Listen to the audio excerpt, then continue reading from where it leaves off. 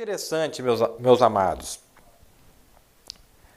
Estas mesmas etapas que nós estamos vendo aqui, que aconteceu lá no período da Roma, ou que veio a ser Roma, no período imperial, eram impérios com poder militar e com uma força religiosa também, mas era mais imperial do que religioso, não é? Por isso que denota-se o aspecto mais político do que religioso. Naquele período, então, nós tivemos estas fases. E daí lá em Daniel 2 fala dos metais diferentes, não é?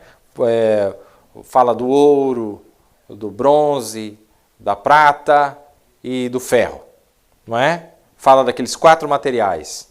São as fases destes impérios. Durante as eras da igreja, isso aqui se repetiu, essas fases. Espírito anticristo, falso profeta e besta. Vamos dar uma olhada então aqui. Isso aqui foi lá antes, até chegar, se tornar a Roma papal. Depois que ela se tornou Roma papal, isso se repete. Essas fases da igreja falsa. As fases, não é? 4 fases tem a igreja falsa, não é? Então, primeiro começou com o espírito anticristo, depois veio o falso profeta, depois se torna a besta, que é uma mistura de tudo, não é? Essas fases aí acontecem novamente. Então, nós estamos vendo esse quadro aí. O profeta diz assim, ó, na mensagem há um homem aqui que pode acender a luz, parágrafo 251. Ele diz assim: o que é isto? Enganando esses clarões, o que eles estão fazendo? Eles estão guiando a igreja para a matança do conselho, através do clarão deles. Esta será a matança final, quando ela e Roma se conectarem, se ajuntarem, quando eles formarem aquela imagem da besta. Esta é a matança final. E estes clarões que vocês têm agora, veja o que está causando, está guiando as pessoas. É um bode, este clarão. É um bode, é o espírito do bode. O bode sempre guia as ovelhas ao matadouro. Se você ver nos matadouros, você vai ver que o bode sempre guia. Chega até lá, guiando as ovelhas. Então ele pula fora e deixa as ovelhas continuarem. É isso que ele faz? Ele sempre faz isto. Foram os bodes que guiaram a Jesus, o cordeiro para o matadouro. Os bodes romanos. É verdade. São os bodes denominacionais hoje que estão guiando as pessoas inocentes, ovelhas, para o matadouro. Para colocar seus nomes nos livros e etc. Estão terminados. Esta é a marca da besta, no nome do Senhor eu falo. Já segurei isso por muito tempo, é verdade, exatamente. O que é a besta? O que é a besta? É a hierarquia romana. A primeira organização. Qual é a marca dela? Exatamente a mesma coisa. Exatamente a mesma coisa que era a matança, o clarão. Olha que interessante. Nós vamos ver ali, meus amados, que nesses 2 primeiros reinados, lá nos dias de Daniel, nesses 2 primeiros reinados ali, Babilônia e Medo-Persa, eles tinham entre eles uma influência muito forte de Daniel, uma verdadeira religião. E aquilo influenciava governadores, ele mesmo havia posto Sadraque, Mesaque e Abednego como governadores de algumas províncias, por causa da sua influência. E durante aquele tempo a influência protestante, não é? A influência cristã, não exatamente a fé que Daniel tinha, mas a sua influência, realmente existia, estava ali. Existia algo bom misturado ali, não é? Naqueles 2 primeiros reinados, porque Nabucodonosor exaltou Daniel, depois que ele interpretou o sonho que ele havia tido. Mais tarde, quando Nabucodonosor cai, que seu sobrinho Belsazar cai, então os Medo-Persas dominaram a Babilônia, não é? Conquistaram a Babilônia, mas eles mantiveram Daniel lá. E Daniel foi jogado na cova dos leões, já debaixo do domínio medo-persa. Mas Daniel ainda estava lá, ele ainda influenciava os homens, os líderes que ali haviam, etc. Mas chegou um ponto onde Daniel morreu, saiu de cena, os judeus voltaram para a terra, Dário permitiu que eles voltassem, então não havia mais influência entre eles, entre esses gentios, para que realmente houvesse qualquer coisa boa. Por isso que se tornou no monstro do Império Romano, com todas as atrocidades e a crueldade que o Império Romano infligiu no povo de Deus nos dias de Jesus e que antecederam a Jesus também, na matança das crianças, aquele poder romano, aquele ódio desenfreado pelo povo de Deus, porque não havia nada entre eles, não havia influência nenhuma positiva entre eles. Vocês entendem? Havia saído. Então, agora nos dias finais, nós vamos ver que essas mesmas coisas acontecem. Olha que interessante. Então, nós vemos esta briga agora, quando chegamos ali nos medo-persas, que ainda, lembra que da semente dos medos veio Assuero, que casou-se com a famosa Esther. Entendem? E ela era uma rainha que tinha os ensinamentos de Mardoqueu, temia a Deus, então ali tinha ainda uma luz do Evangelho que ainda estava ali, não é? Mas, conforme o tempo foi passando, essas pessoas foram morrendo, então agora a igreja falsa, ou o poder gentil, a religião falsa, o paganismo, começou a ganhar força frente àquela influência que realmente era boa, uma boa influência, não é?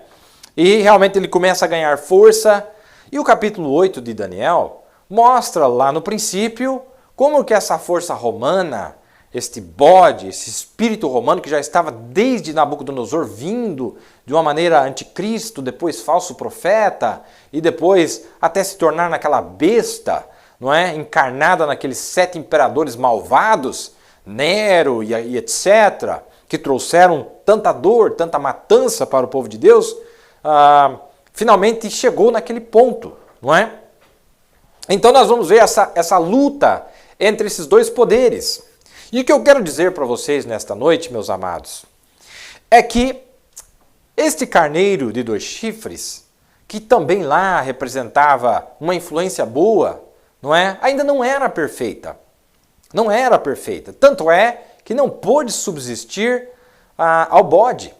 Não pôde subsistir àquele espírito romano que estava crescendo cada vez mais através daquelas 4 nações, não é? Na sua forma imperial, e depois, mais tarde, sofreu uma ferida mortal, mas reviveu e agora veio na forma papal, não é? Na forma religiosa. E desde então tem trazido destruição, engano, devastação através desta forma religiosa.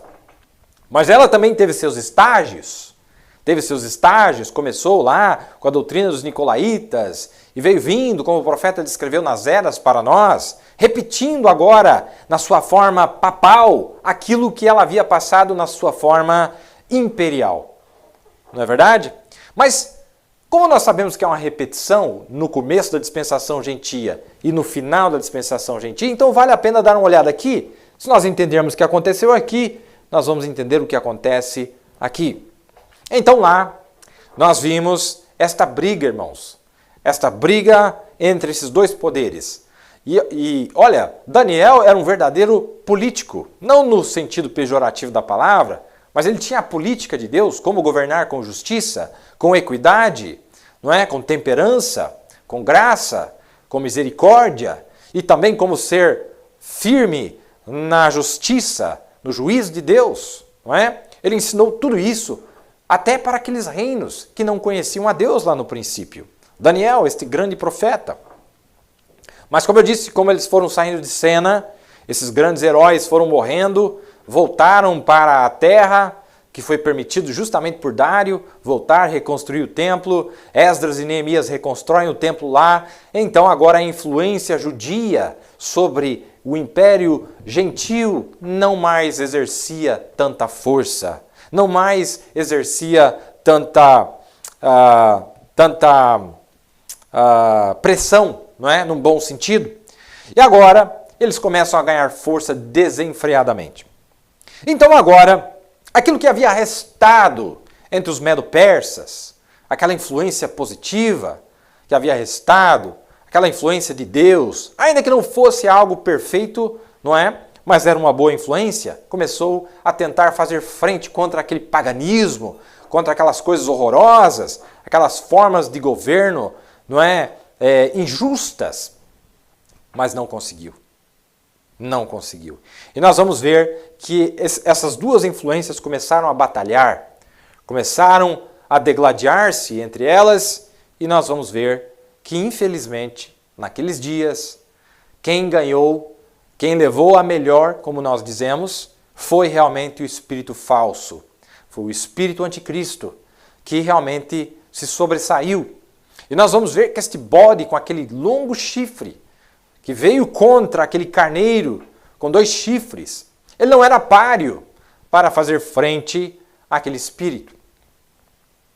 E nós vamos ver que durante as eras da igreja, nós tivemos um maravilhoso poder que surgiu através da influência de grandes homens, que Deus levantou, grandes heróis.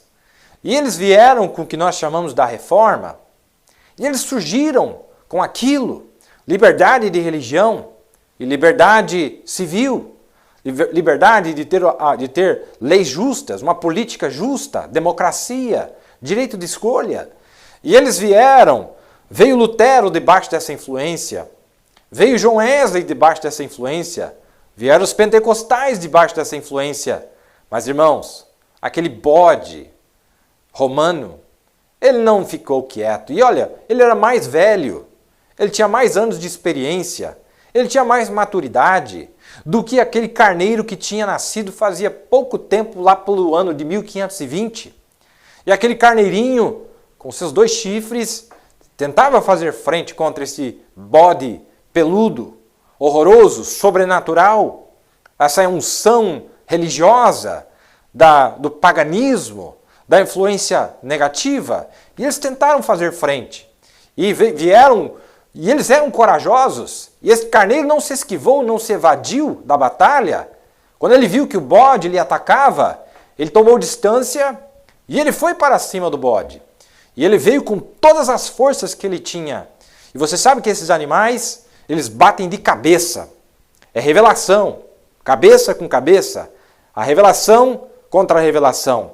Mas veja que eles estavam tentando lutar contra uma revelação falsa com a revelação falsa.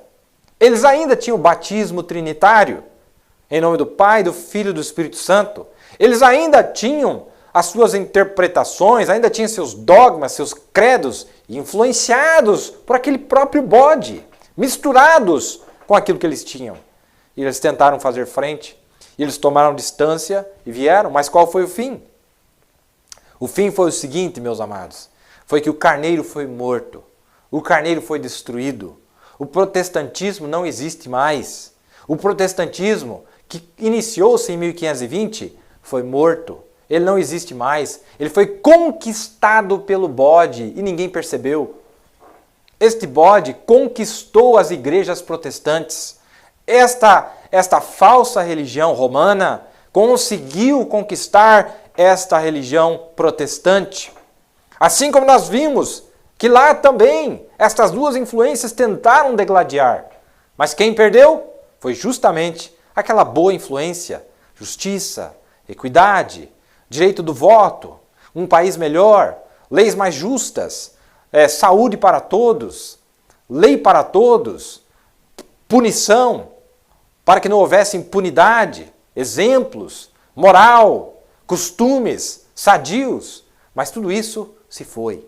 O bode tinha táticas, o bode lançou as modas, o bode lançou Hollywood, o bode disse, deixa as mulheres votarem, o bode trouxe a ciência, o bode trouxe faculdades para temporariamente ajudar o homem, como disse o profeta, apenas para enganá-lo. São boas coisas, mas com o intuito de enganar o homem.